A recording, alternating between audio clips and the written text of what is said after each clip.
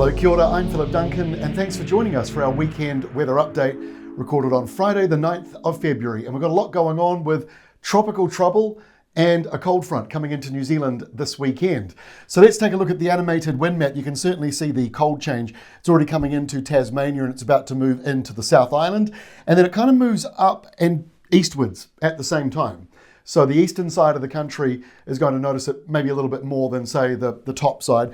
Now, the temperatures, though, on the eastern side of the North Island are going to be boosted up as we go through Saturday towards 30 degrees or maybe even over 30 before that cooler change arrives in the north on Sunday. And we've also got up in the tropics a new storm that's just formed just west of Vanuatu. But look at this, 3 tropical cyclones yesterday. These two are falling apart, Nat and Osai. And at the time of recording this new cyclone hadn't yet been named by the Fiji Met Service, but it could happen any moment now, and it makes no difference to the rest of the forecast. So let's take a closer look at this new storm. It is expected to come in across Port Vila, right over the capital or nearby, as around about Category 1. At the moment, winds are only just over gale force, gusting to about 90 kilometres an hour. It might be gusting over 100 k's an hour as it moves on through, but it's a complicated system. It is not exactly perfectly formed, and the big high pressure zone down around New Zealand is going to change its path as it moves towards Fiji.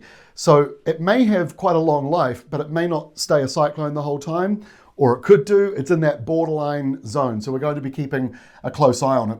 So lunchtime Saturday, you can see the storm up here. Now it does say 999 because we've zoomed out. If you zoom in, it says about 990. So it's not the most aggressive storm in the world, but it's still a tropical storm, and therefore there could be damaging winds and heavy rain around Vanuatu as it moves across there on Saturday. Now in New Zealand, there is the cold front coming into the south of the South Island. As we head in towards the afternoon, it will move up the South Island. And in the north, showers developing, bit of convergence. You've got nor'easters on one side, sou'westers on the other. Perfect recipe to form a few inland downpours, maybe a thunderstorm or two in there as well. And then over in Australia, not that we're talking much about you, but a big southeasterly coming into you. That's dropping temperatures along the eastern coastline. So by Sunday, the cold change for New Zealand is already, as I said, pushing out to the east. So the Chatham Islands will be getting a cold change, and it will be a cold start in the morning for some of you, low single digits for some places as those winds calm down. Southerly flow for everybody so that humidity takes a break. But in comes the next high. And by Monday, the high pressure system is basically over the top of New Zealand, or at least moving into us. And so it clears away the showers, and temperatures lift up as they come out of Australia and push across the lower part of the South Island. It's a lot like an autumn weather pattern in Southland and Otago and Fiordland at the moment, because you're getting windy weather each week, getting a few cold fronts, and the temperatures are really up and down. They're changing each day. Now up in the tropics, see what I mean? This low is unusual looking. It's big and stretched out, which doesn't really mean that it might be an aggressive storm because the energy is so spread out. But it's worth keeping an eye on because this map could easily change. Even though it's only a few days away, anything to do with a tropical cyclone, always a little bit uncertain, especially when they're at this lower level and you're not quite sure whether it's going to get into a bigger storm or just going to stay at that low end. So it's worth keeping an eye on if you're in Fiji and Tonga as well, and also Samoa, because as we move through the week, start to see these sort of systems breaking up and more energy maybe going into just one of them. So we'll be watching the tropics very closely next week, especially this low here. It may take energy from that other system. So it is messy. It may still change, but it's worth keeping an eye on, especially if you are, sailor, or if you're up in the tropics, or if you just love watching tropical storms.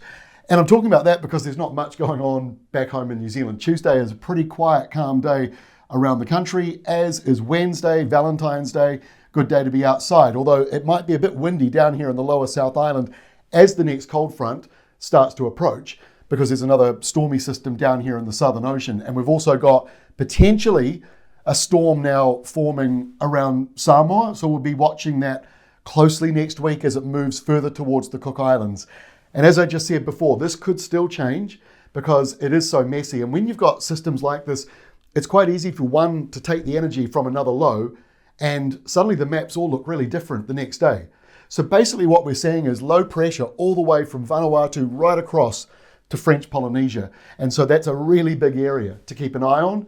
But like we've just seen with 3 cyclones in the last 24 hours, all at the lower end of the scale though, there is a fair bit of energy up there. But the big belt of high pressure tracking across New Zealand is a big guiding force to that. And this is our final map showing that warmer nor'wester coming in, the cold front down there in Fiordland, but warmer weather coming in across the country as winds develop again from the north to northwest, at least around the top of the country. It may be a different direction locally, but generally speaking, it's coming out of the subtropics, so it should be fairly mild.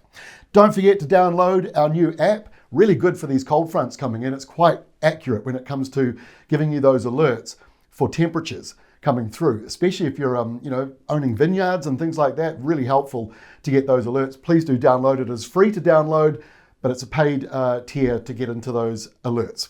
That is all from me. Have a great weekend, and we'll see you on Monday.